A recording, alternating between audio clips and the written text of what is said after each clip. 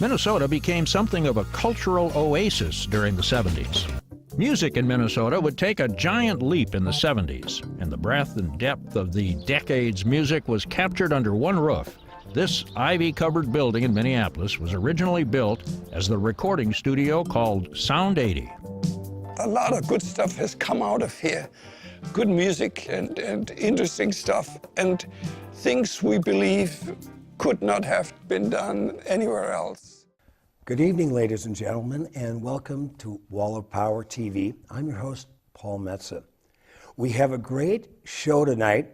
My guest, Herb Pilhofer, who recently celebrated his 88th birthday, has a show coming up at Crooner's Lounge in Fridley.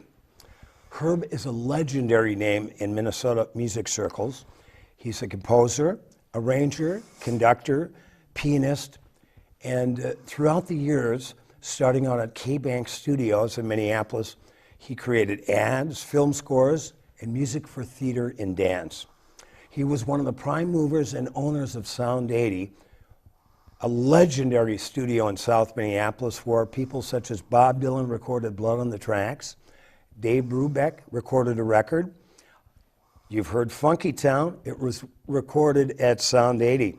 Also such great musicians as Leo Kottke and Cat Stevens, among many others. He's an incredible artist and human being. And without any further ado, my guest, the great Herb Pilhofer. Herb, so thank you for being here. Thank you, and thank you for pronouncing my name so perfectly. Wie geht's? Es geht sehr gut, danke.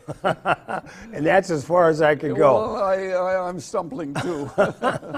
Herb, you have you, after everything you've done in your life, you're completing a full circle and you're going back to being a pianist, and you have a show coming up at Crooner's Lounge. Correct. What does that feel like to be able to play again and be a musician after everything else you've done? Well, it's very good. It's almost necessary for me, you know, because you sort of have to acknowledge a little bit your purpose in life. Right.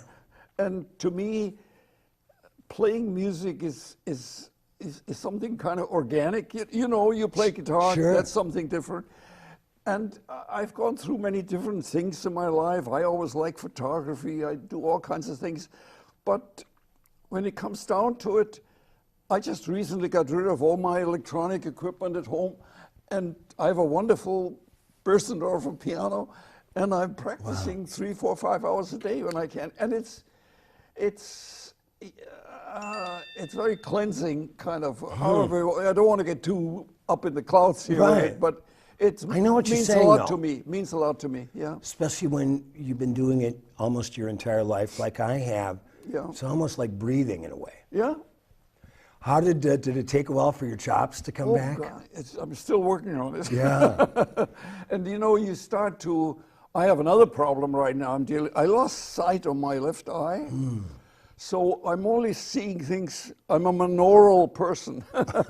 So I look at music like right. this, you know, but it works. When did you start playing piano? About 10, 12 years old in Germany.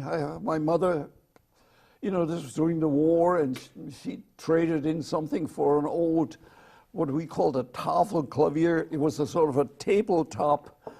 It wasn't a grand, it wasn't a spinet. It's a kind that you rarely see anymore, but it was a piano. And I took lessons, and I started to take composition lessons, and you know, it developed. Well, good for your mother. I say, Herb, that I think almost 99% of all male musicians are mama's boys. You know, your mother. I'm okay with that. Yeah, right. So how did you end up in Minneapolis? Well, I loved American music. I loved jazz, and I was so attracted to it. In Germany, I remember getting my first, what is it, 78? You know, yeah, the old sure.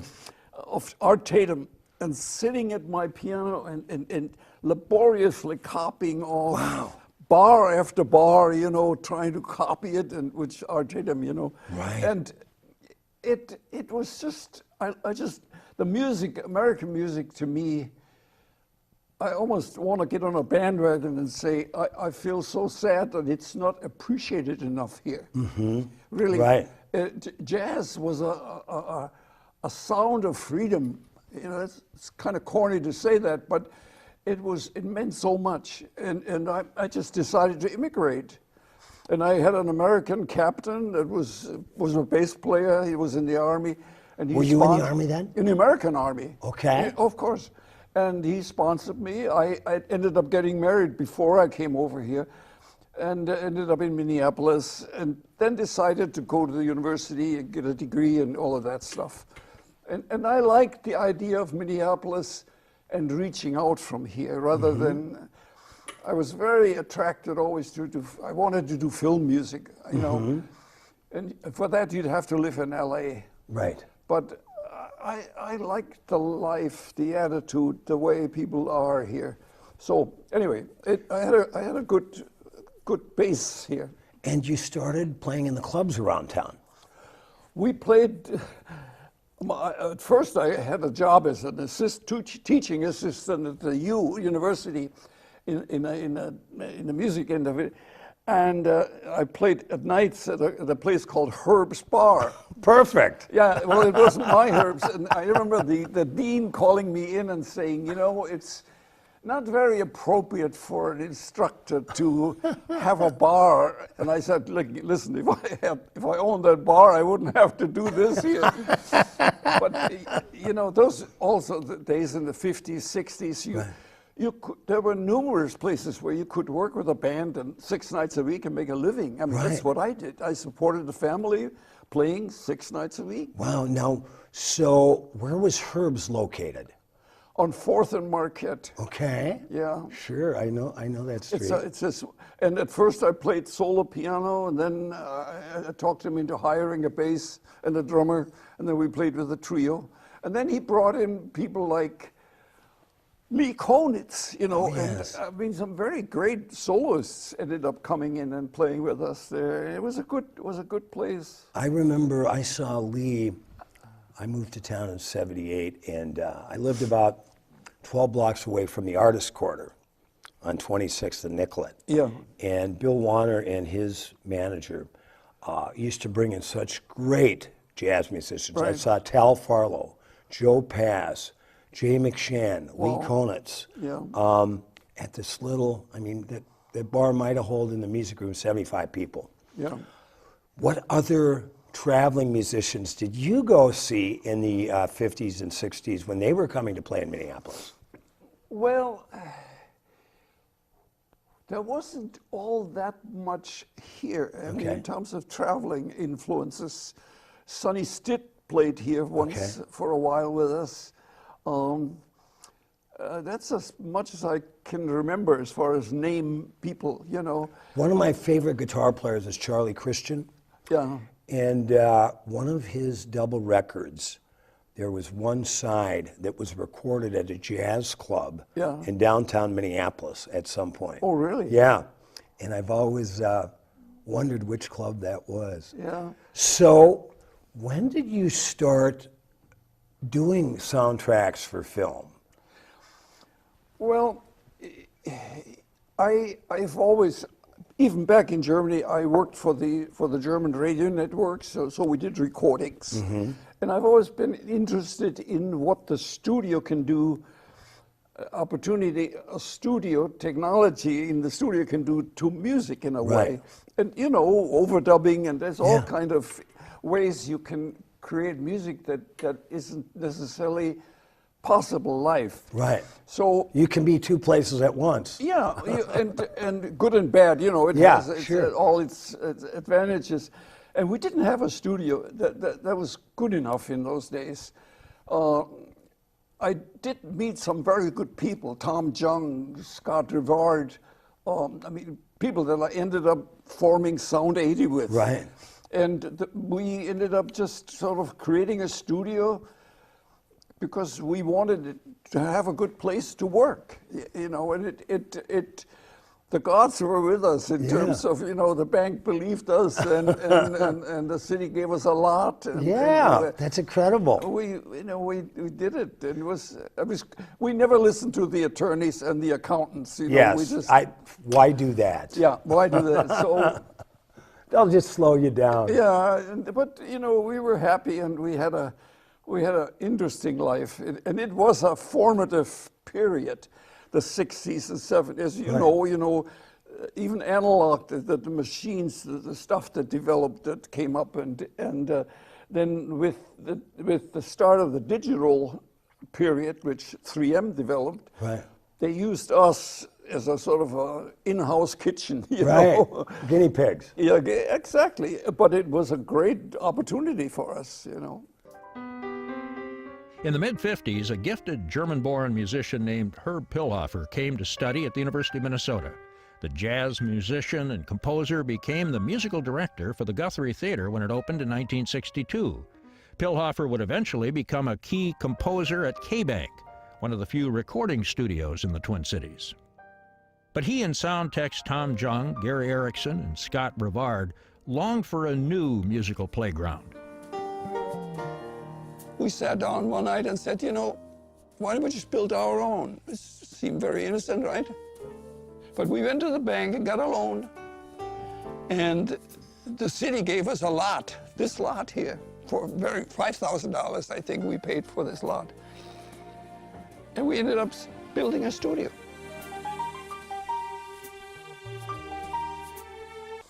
We have a great guest tonight for the whole show, Mr. Herb Pilhofer. When we ended the last segment, Herb, you were talking about how Sound 80 came together, which was one of the greatest music studios maybe ever in Minneapolis. Like I said at the top of the show, Dylan recorded Blood on the Tracks there. Prince recorded there. Dave Brubeck, and the tune Funkytown. Yeah. Everybody knows that song was recorded there. So tell us a little bit about how the minds came together, your circle of friends, and decided, let's buy and create a studio. Well, the best explanation I can give you, we didn't listen to anybody. Right. We never thought in terms of business. Right. You know, You're musicians.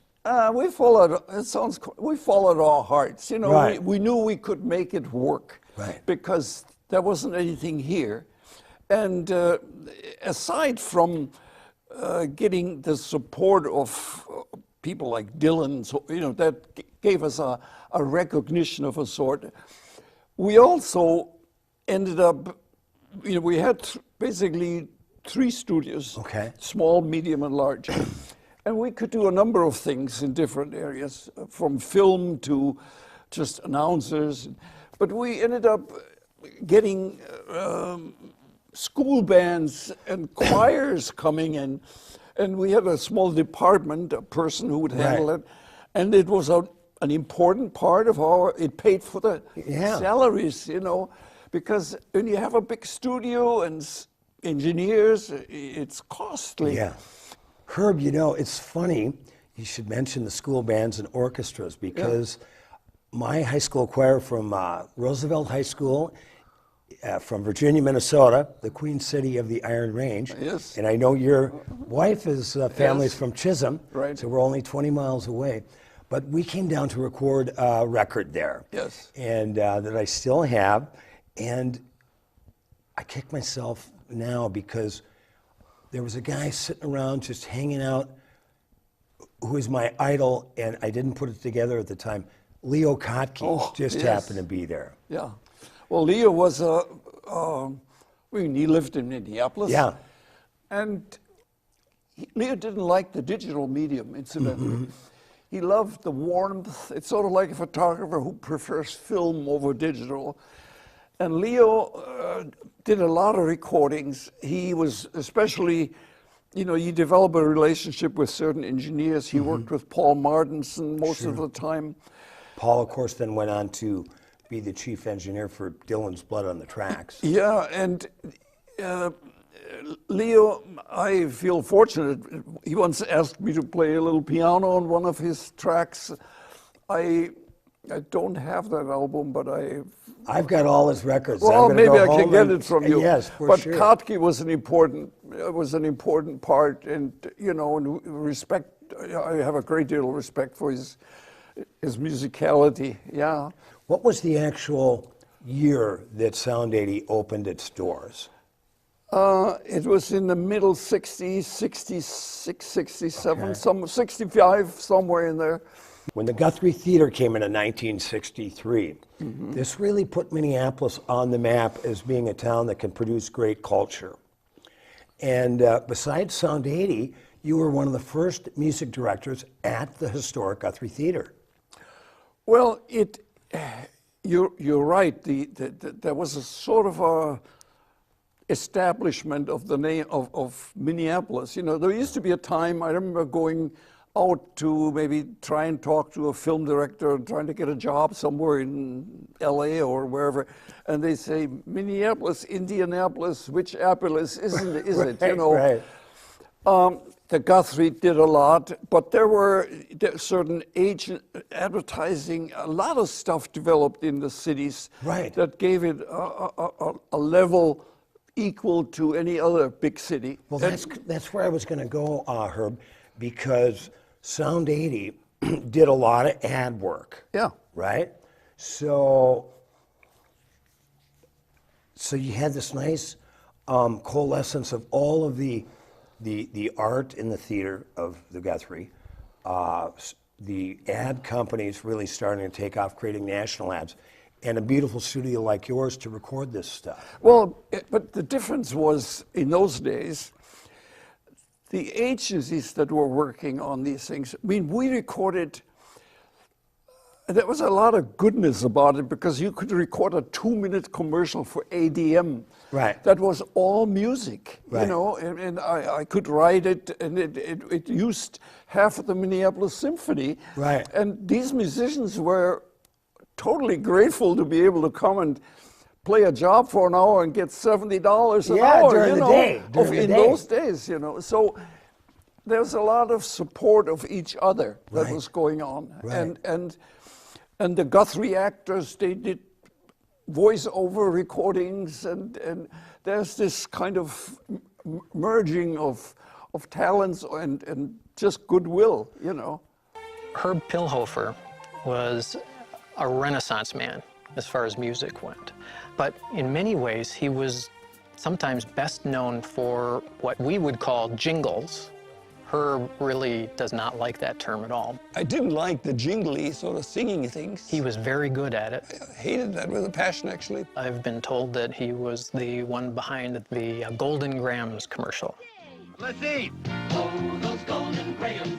Oh, those Golden Grams. Golden honey, just a touch. That's how they paid the bills, especially during the early years. Occasional Sound 80 producer David Zimmerman connected the studio staff with his older brother, Bob Zimmerman. The Iron Ranger, also known as Bob Dylan, recorded some of his legendary Blood on the Tracks album at Sound 80. Did you get a chance to work side by side with Sir Tyrone Guthrie? Well, I did a lot of the music for his plays. Really? And he was, you know, he's a tyrant. Yeah. I mean, he would, my experience after a while was I learned very quickly to not ever do anything right away when he said for you to do something. Right. He would say, okay, I want 35 seconds or 30 or 5 minutes here and this and that. And I knew if I would write 5 minutes of music, which would take me a whole week, in the end it was only 30 seconds. You Right. know? So I'd wait till the last dress rehearsal and do it the night before, you know. And he was, you know, he knew what he wanted. He wasn't terribly specific. But the more interesting things was when the Guthrie brought in directors like Alan Schneider from out of New York, and we did things like Glass Menagerie or Brecht Place, Right. like Good Woman of Sichuan, and a lot of different things that you know, we could bring in different musicians. there's the show I'm doing at Crooners is with Dave Carr, who worked with us in the staff orchestra at the time. And I remember there was a play we did they wanted a clarinet player playing on the edge of the stage and commenting on the action. Well, Dave Carr is a wonderful sort of a Benny Goodman type player.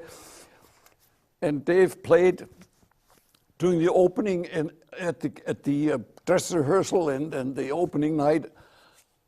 The woman and the man in front of you, the woman leans over and says, "You know, this guy, for an actor, he's a pretty good clarinet player." I never forget that. Yeah, those were good days. Those were good days. Herb Pilhofer, I am so honored to have you on Wall of Power Oh, TV. we're both of the same generation. No, not. I mean, you're much younger than I am, but spiritually, we have similar experiences. Yes, I'm grateful for this. Yeah, me too. Very grateful. We will be back more with the great Herb Pilhofer on Wall of Power TV after these messages. Stick around. Burn it down. Another band that recorded at Sound 80 was the Suicide Commandos. Punk rock had come to the prairie, and the West Metro Trio was burning up stages at home and around the country. The 70s were musically exciting because there were a lot of music movements that were happening, and some of them we were very reactive to, like disco. This was it? This was it? Okay. Yeah, Studio One. Got it so nondescript on the outside. You know, you're pulling up to a cinder block building amongst a forest of other cinder block buildings, and then you get out and you walk in and suddenly you're where the magic happens. Yep. I am so fond of telling people these days that it was really, really fun to make a living making a kind of music that everybody hated. From punk and new wave, folk, rock, and R&B to Herb's own creative fusion records, Sound 80 was ground zero for much of Minnesota music in the 70s. Also on a national level, Cat Stevens recorded most, if not all, of Is It So here at Sound 80. Here's the Cat Stevens album that he did. Welcome back to Wall of Power TV. I'm your host, Paul Metsa. My guest for the show all night tonight, the great Herb Pilhofer. Were you around when Dylan was recording Blood on the Tracks, and did that happen because of your relationship with Bob's brother, David Zimmerman? I believe it happened for that reason, or it was the basis of it. I wasn't involved, or, when somebody comes in like Bob Dylan or Cat Stevens, any of these people, when they come into a studio, they expect total privacy. Right. And they don't want anybody, whether it's the president of the country or Right. me or anyone else, walking in and getting autographs and Right. other dumb things. So I didn't have anything to do with it personally. I was very aware of what was going on. After the recordings, it was interesting. Through his brother, I was hired by the label to write what they called covers. I think that's the right title. Those would be instrumental versions of some of his tunes. Really? Yes, and I thought it was kind of strange. And I found it very hard, frankly, because, I'm a good orchestrator. That's what I learned. Right. And what they wanted was essentially large orchestra, and they paid for it, large orchestra versions of, what was the thing with the title, like something about a rag? I forget the names of his songs. At any rate, I found it immensely difficult, because when you separate the musical lines, the melodies, from Bob Dylan's lyrics, it's not a lot left. It's the poetry and the meaning of the songs. Right. I think I'm trying to be very respectful. Yes. But I had a get it. Totally hard get it. hard time making interesting music out of just the little bits and pieces that I could find, that I could grab out of the tunes. And Bob's brother David hired you to do Well, that. I mean, it was through him, yes. Yeah, and then the I record got, you know, company. I got paid. I never heard it. I mean, we did them and sent them out, and I don't know what ever happened with them. Wow, this is something you have to watch Wall of Power TV to find out these vignettes. I have never heard that story, and you have no idea that those tapes might still be No, alive. unfortunately, you know, we sort of, when we stopped Sound 80, we sent everything out to everybody. Because we didn't want to be responsible for anything. So everything was dispersed. I get calls, still get calls. Right. My choir came down from Hibbing, Right. and we want to have I said, sorry, you have no record of it. Yeah, well, you can imagine we had thousands of tapes, Right. of recordings. And it was a big job when we dissolved the studio to send them all out to everybody. And that's where they went. That's still fascinating. With a little more foresight and made copies of some of it, you know. Wow. But It whoever blows my knew- mind, though, that you whoever knew. orchestrated a Well, for that instrumental matter, version. when Bob Dylan did it, you didn't know that it was a big deal album. Right. And then it became his best-selling record of all time. It did, Yeah. yeah. Well, it's hard, yeah, exactly. So, when did you start to transition into the digital era at Sound 80? I think right around the early 70s, mid-70s, somewhere in there. And it was, 3M had, at first they developed a 2-track. In fact, they called it Herbie. It's still around somewhere. Named after you? Yeah. Well, you know, I would record. Sounds like a Disney movie. Yeah, they had an analog machine here and the digital machine and 3 engineers standing there to make sure it would work. And then it worked its way up. They ended up with a 32-track machine. Wow. And that's when I did this album called Spaces. And to me, what's meaningful about Spaces is, what's meaningful to me about the digital medium is that it gave you, from an oral point of view, it gave your ear a sense of nothingness, of space. You didn't hear noise. Mm-hmm. You know, when an analog machine with 32 tracks, there's a lot of hiss going on.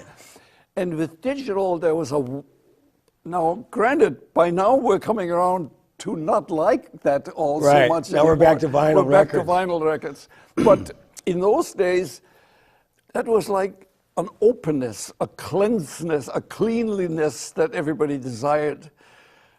I told you, Kartke didn't like it. Right. But for me, it was an amazing thing because you could pile things about things and never destroy the quality of it.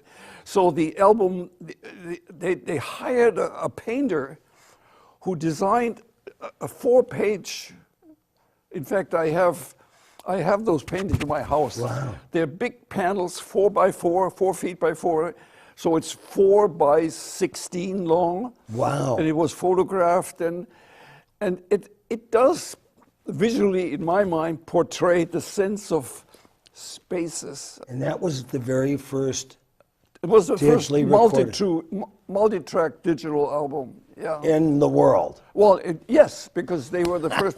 Well, You're a pioneer, Herb. to me, the music was more important. Yeah, sure. But you know, it was a great opportunity. And Well, in terms of a technological leap, you were there at the beginning. yeah, you know, don't give me credit. Right. I'm not a technical guy. I was the only smartness I can claim is to surround myself with people who knew what to do.